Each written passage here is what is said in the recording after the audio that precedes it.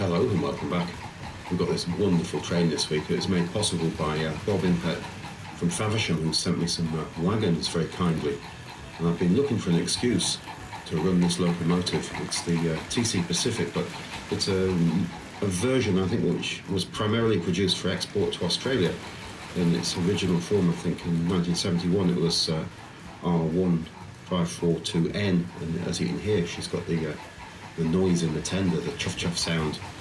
And then I think later in 71, 72, it was available as R.54NS, and she gained a smoke unit. This one does have the smoke unit, but I've got the smoking element removed just to try and be a bit kinder to the motor. But it does not make a great noise around the layout. And the wagons, they really are quite interesting. They're variations on English wagons. I know they were produced for the Australian market from what I've read. So we'll just gather through the points, and then I think we'll have a look at those brake vans. See, we've got 3 brake vans, and these top 2 are the ones that I've got on the railway today, the Australian liveries. We'll just have a swift look at the British one first. So this one came along around 1967, and I think it was catalogue number R16A, and then possibly moving on to RO16, available with a white roof as well over its lifetime. I'm not sure whether it ever got silver seal wheels. I think it ran through till the mid-70s, so it may well be available with a silver seal type wheel. So let's just pick up one of the Australian liveried ones. So we've got the New South Wales Railway variant here. Now, from what Bob says, this is catalogue number R389, and this was available 76 to 78 with the silver seal wheels. There was a slightly early variation on this, R313, 74 to 75, and it just had the black plastic wheels. So if we have a look at the two together, we can see the moulding is pretty much the same deal from what I can see. So we'll just pop the British variant down and have a look at that. It's a lovely maroon plastic, isn't it? So I suppose we should just compare those colours. So it's more maroon or a very deep red brown. I think maroon perhaps. And we've got that lettering there, NSWR, New South Wales Railway. So just have a swift look around, fairly tidy condition. I don't think it's seen a lot of action, this one. We've got the lovely smooth running silver seal wheels. Let's see, we've got something written on the bottom here. Let's see if we can get that into focus. We've got made in Great Britain, and we've got a number down there, S6339. So I believe these wagons that I've got on the railway today were all produced in the UK for export to Australia rather than being produced in Australia. But quite an ongoing thing with model railway companies. I think it's simply producing something in a different colour, a British brake van, and then producing in a different colour with some different type on the side and calling it an item from a different country. There's a long history of it, right back to Hornby and tinplate stuff. So I don't think Hornby Railways were doing anything unusual at the time, although I think export and sales in Australia and Canada were quite complicated in terms of which company had it and exports and taxes and things. So I imagine there's a lot of negotiations going on to make that happen. Let's have a look at the really striking Victorian Railways. Blue one there is a lovely blue, isn't it? It really does stand out on the railway. So I don't think there was an Australian brake van on the railways in Australia that looked like this from what I've read. But it's as you know, real railways aren't really my thing. I'm not quite up on it, but from what I read, this isn't an accurate representation of anything that was really on the railways. I think that could be said of a number of the models, or all of the models we're looking at today. But really lovely colouring, isn't it? We'll just have a look underneath. And we do have the plastic wheels. So this one I believe is catalogue number R314, available 74, 75 as we see it here, and then I think 76 only perhaps. It was R3030, sorry, I'll get the numbers out there, 330 in 1976, and it had the silver seal type wheels. But very striking, I keep saying that, don't I love the colour of this model.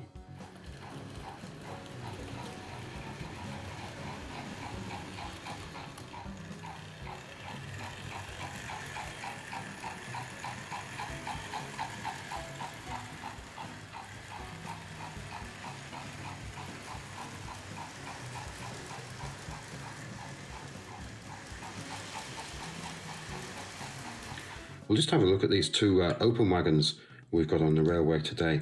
We'll have a look at the top one here. So Coal and Allied. I believe that was a company operating in the Australian coalfields in New South Wales. Again, I don't think these wagons really represent anything that was used at the time, but they're probably close enough to make the railway interesting, remembering these are toys. Now, this was based on a much earlier wagon that had been in the range for a long time. That's the R10 open wagon. This is a particularly early one from the early Triang Railways period. Lovely Triang name on the bottom of there, and made in England, and early Mark II style couplings. Many variations of that over the years. So this one is R.388, available 76 in this livery with the silver seal wheels. Slightly earlier version with black plastic wheels, R.312, 74 to 75, I think. So again, an interesting wagon. So a slight variation on the Coal and Allied Industries wagon was a slightly later 5-plank wagon. So we'll just have a look at it there. See a slightly different arrangement on the side. We've got the words all spelt out this time. And this is wagon number R214, available 77. And I think in 78 the same wagon was available, same typography, but in grey, both with silver seal wheels for 78 in grey.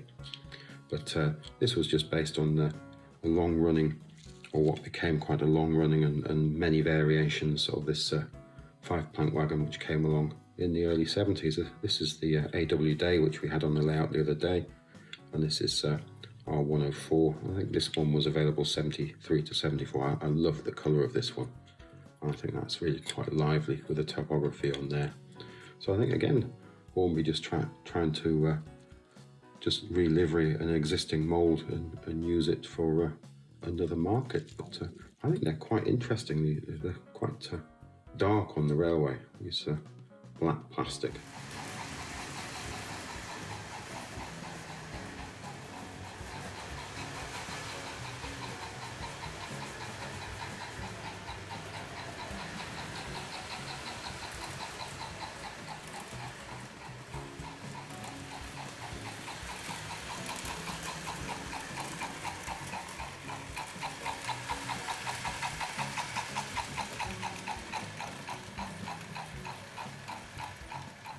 So here we've got the large mineral wagon made up in an Australian livery, or an Australian company name on the side, R.W.Miller washed coals. And I think that is just a really pretty looking wagon with that typography on the side. I think it really works very well, whether it's prototypical for an Australian wagon or not. I think it just looks great. It looks the business, as you could say. It's a long-running wagon. The mineral wagon came along in 1972 with the Corey wagon we've got here. Let's just have a swift look at this. So W.M. Corey, the original wagon, had a much nicer, almost like a water slide transfer, which sort of drops off while you're looking at it. So I've got this slightly later printed variant here. So this was R22, ran from 72 to 74, but there's so many different liveries of the large mineral wagon over the years, up into the 90s, I think. So we'll just pop that down and have a look at its prettier Australian cousin.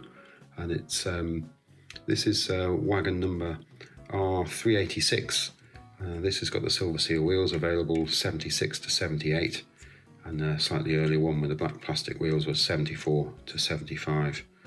And I think it is just such a fine looking wagon. I mean, that typography could almost be on a beer bottle, couldn't it? It is really lovely.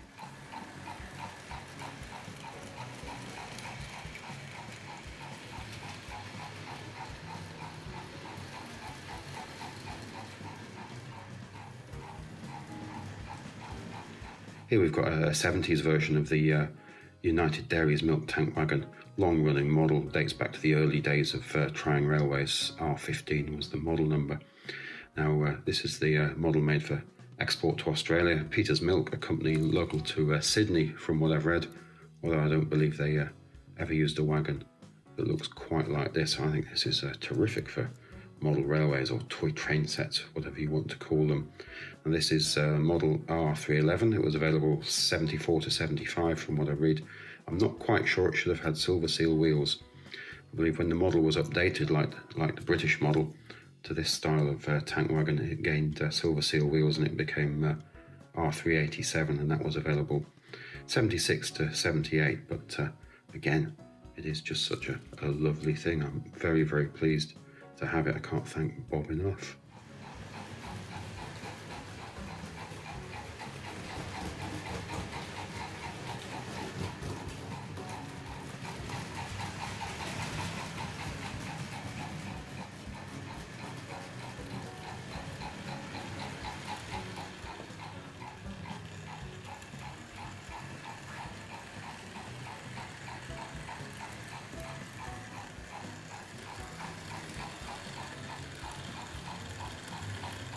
And this was the ready-mix cement wagon made for the Australian market. This was R.309, made 74 to 75, and in 76 it was R.385 with the silver seal wheels. There's a price ticket there, £15. You can see that still bears the name of Triang under there, doesn't it? I don't think this one was quite as successful as the other models. It's quite uncomfortable, that diamond shape sitting on that circular part of the moulding, isn't it? We have a look at the earlier Triang Hornby model there, the blue circle cement. You can see the similarities why that moulding is like that. So this came along 66 to 71. It's R564, and then they turned it into a bright yellow wagon in the early 70s. 72, still 564. And it got silver seal wheels in 76 and became R237. So perhaps not as successful a conversion for the other market as the other models we've looked at.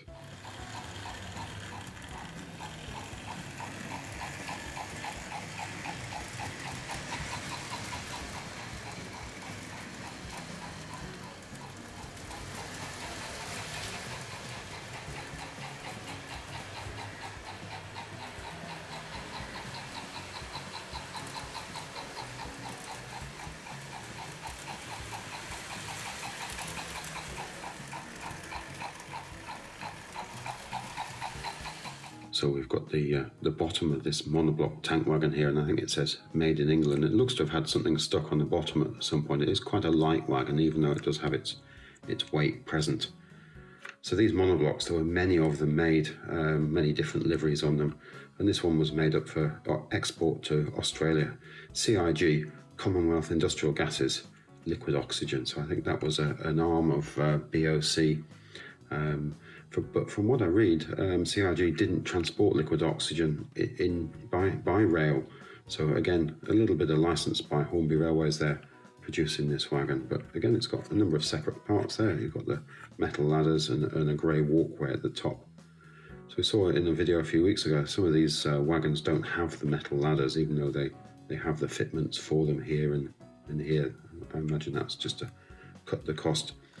Now, originally this would have been R315 with black plastic wheels, 74 to 75, and R391, 76 to 78 with the silver seal type wheels we see here. But the first one of these monoblocks that came along, I think, is one of these shell type wagons. And again, I'm not sure of the exact dating on when this would have got silver seal wheels, but this is an early-ish one with paper stickers. This is R020, and it's early on, I think, with paper stickers. 1973 is when these monoblocks first showed up, but quite a versatile mould. You can get lots of different wagons from them. I believe this shell one went on to have the logo printed on rather than stuck on with paper labels. But again, interesting wagons, and I'm really pleased to have them. As I said earlier, I really can't thank Bob enough for allowing me to have these.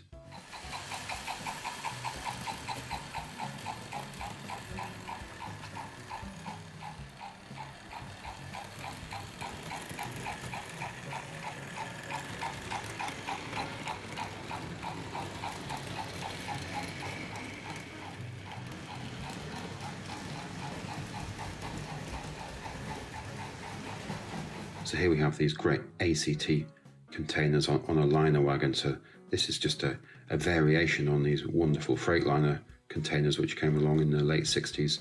I think these, as a model, ran possibly up into the 90s with many variations. I'm not entirely sure of the whole history of these, but this is model 839, and this was primarily made for the Australian market, and a set, I think, called RS102, which featured the locomotive we've got on the railway today. The set, I believe, was available here in the UK for a very short time, possibly in 72. And from what I read, these containers on a liner were possibly available here in the UK, as well as New Zealand, maybe even Canada. So there were a lot of them produced, and it's sort of unclear from what I'm reading exactly where they all went, but there's a possibility that these were available in other markets other than just Australia, and in the RS102 set. I think they really are quite terrific things. It's a really terrific logo on the side of those, isn't it? Of course, lots of play value with the opening doors there. This one's gone a little yellow there. Perhaps it's been re-glued at some point, but they really are quite lovely things.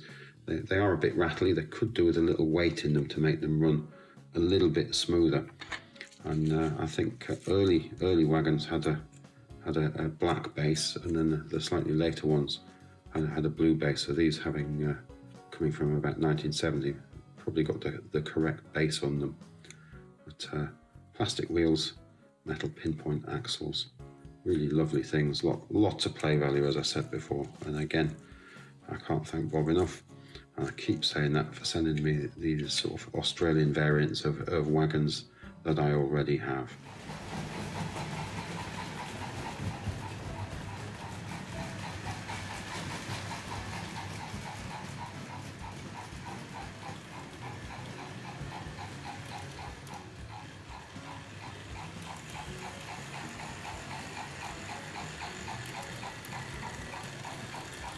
We're just going to have a quick look in the 1972 catalogue here.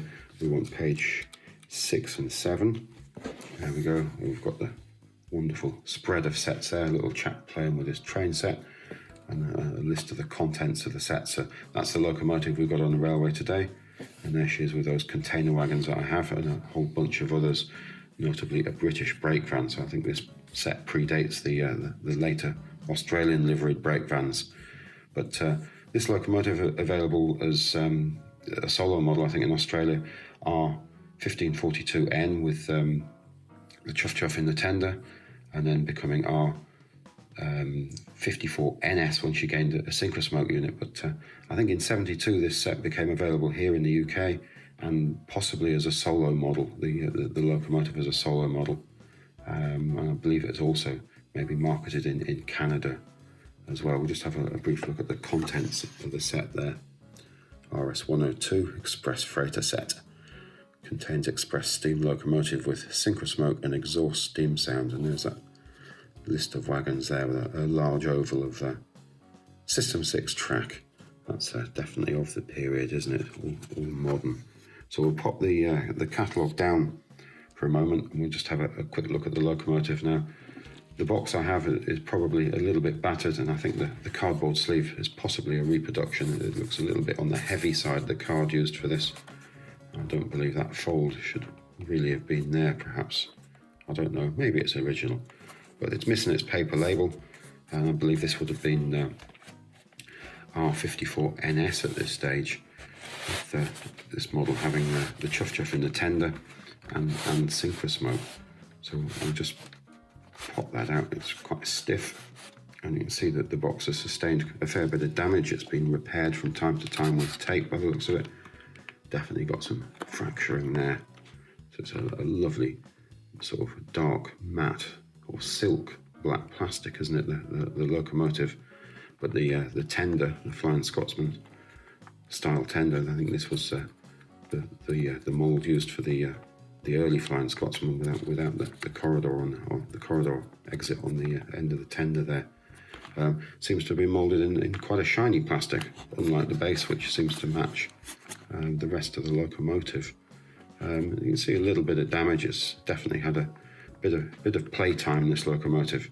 Lovely shiny plated wheels there, although we will see that the plating has begun to wear through quite significantly. Let's just have a swift look at this Flying Scotsman with the tender as well. So have a look at the two together. So we'll just pop that out. Have a swift look over the Flying Scotsman while we're here. Seems silly not to. Beautiful locomotive, and there we have that tender. Let's just pop them both out and have a look at them together. So we'll just lift that out gently, lift that one out. That one's hooked onto the locomotive. And we'll just have a look over the two together. And I think the primary reason for giving this tender to the Pacific locomotive was to make it look more like an Australian locomotive, perhaps, that was in use at some point. But the other reason for it is you can get the chuff chuff sound in the tender. This earlier Scotsman, of course, I don't think was ever fitted with chuff chuff sound. So we'll just pop the Scotsman tender back down. We'll have a look over this shiny black tender with 1542 on the side. So you can see it's not too bad a condition. It's definitely done a bit of play. It's held up pretty well over the years. I have added a little extra weight to it.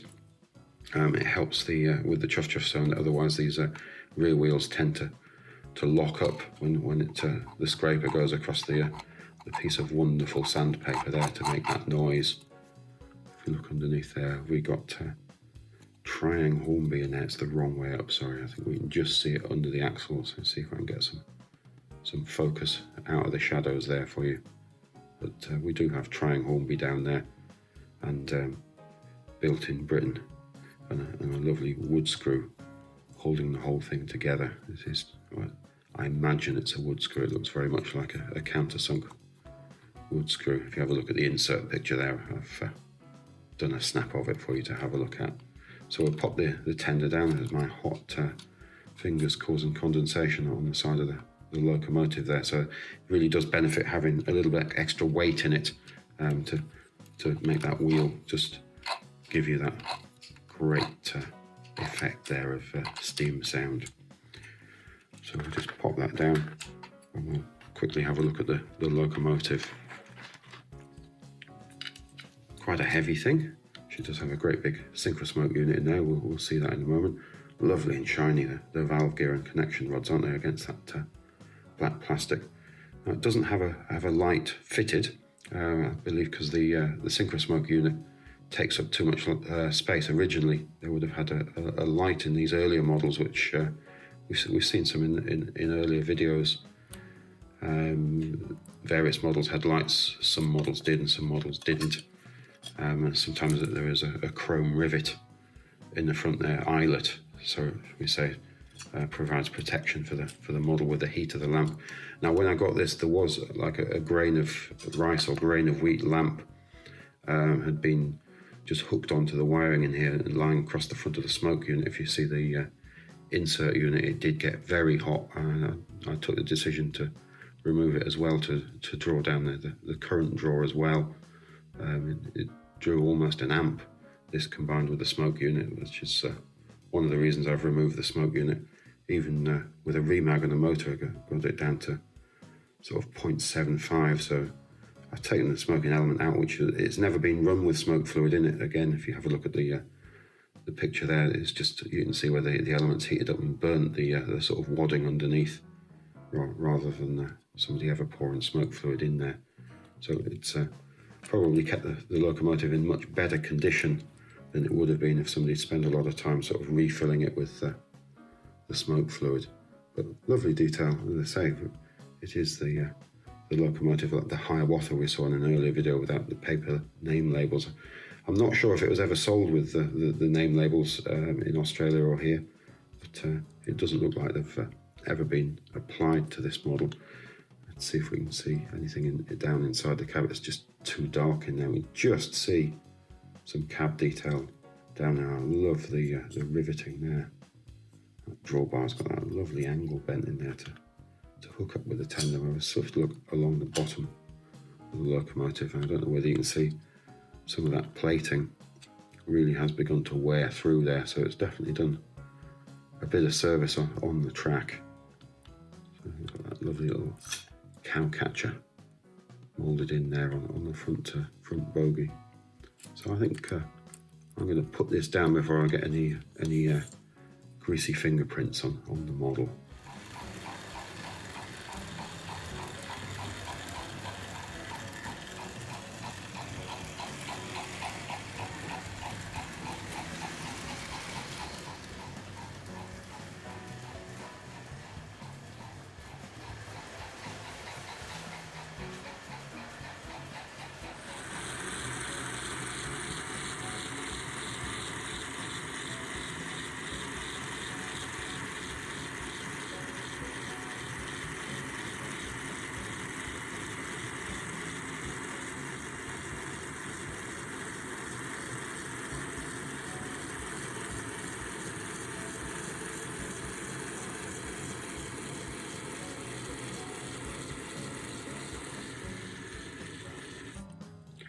We'll just have a swift look over the chassis.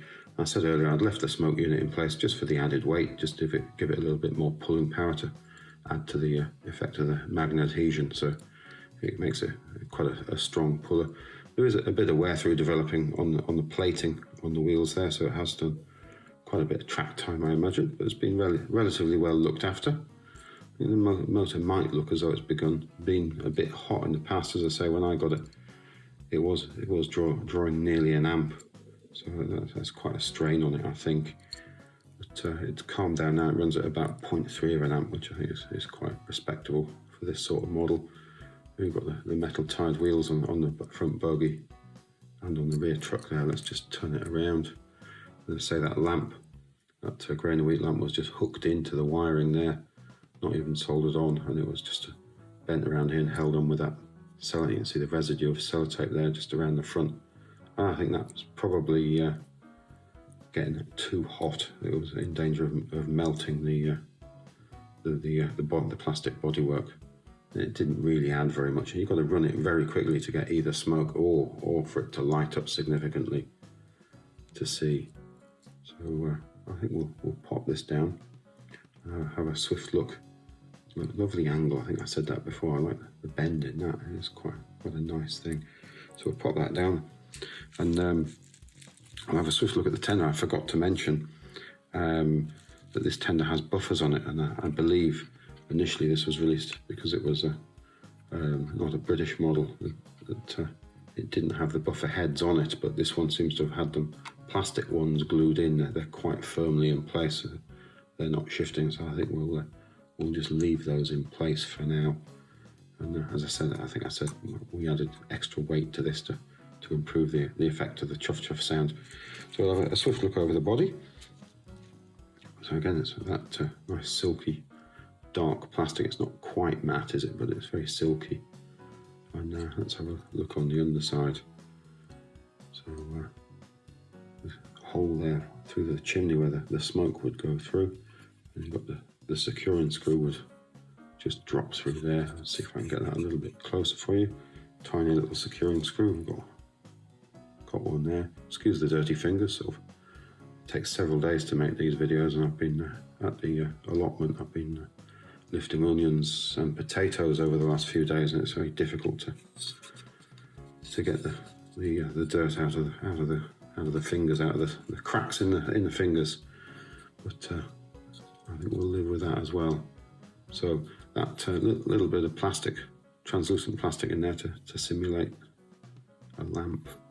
Let's have another look just on the inside there. We've got made in England. Let's see if we can get that just there. Made in England.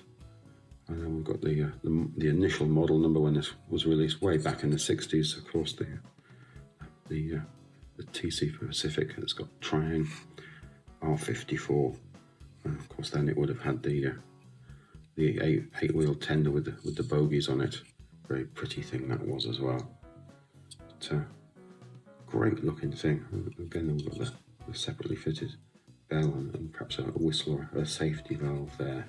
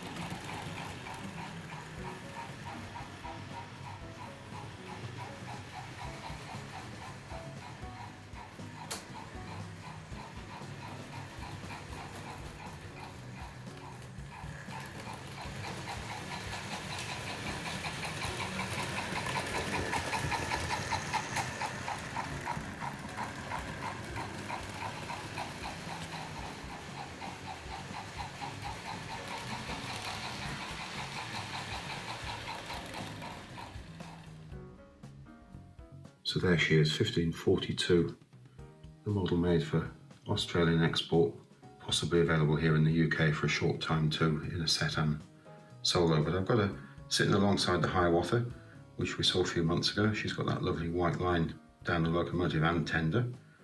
As the model we see today doesn't have the white line down either side. And then we've got a lovely early acetate one here. Now I mistakenly said these came along in the 60s, but they didn't. They came along as early as 1954. Lovely black shiny model. The acetate is beginning to show its age, especially on the tender. I don't know whether you can see the distortion in that from here. We'll get a little closer. I think that rear wheel is even beginning to climb up off the track. She does run. You've got to be a little careful with it, but you can have some great fun. It makes a lovely sound on the track with the solid wheels there. Look at that bend in the tender.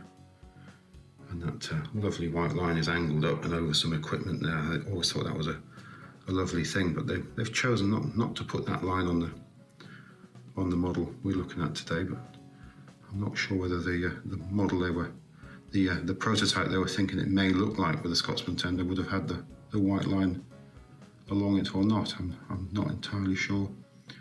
They say the early acetate one didn't have a lamp in it, a great big lump of plastic on there.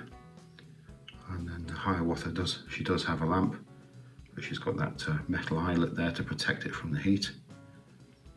And the one we're looking at today, she doesn't have a lamp, or she did, but it was a makeshift and I took it out. And again, you see no white line present down the side there, but they're lovely models. I'll include a link on in the description box to a site with lots of models trying made which were destined for Canada and America. Well worth a look. There's some really lovely versions of these models we're looking at here today, and some never was, some that people have used these models as a starting point and made a slightly different model. Lovely looking things though. I think that's probably it for this week. I want to say thanks again to Bob Impart for sending me those wonderful Australian variations of those wagons. In the box he sent me there was a number of other bits and pieces. So we've got a number of open wagons in slightly different liveries, and a car transporter and another container wagon. I think we'll have a look at those in another video shortly, but thanks again, Bob. I hugely appreciate you sending me these. I've really enjoyed reading about them and having them on the railway today. But again, I think that's probably it for this time, but thanks for watching. If you look back again next time, we'll have something else from the range to look at. Goodbye now.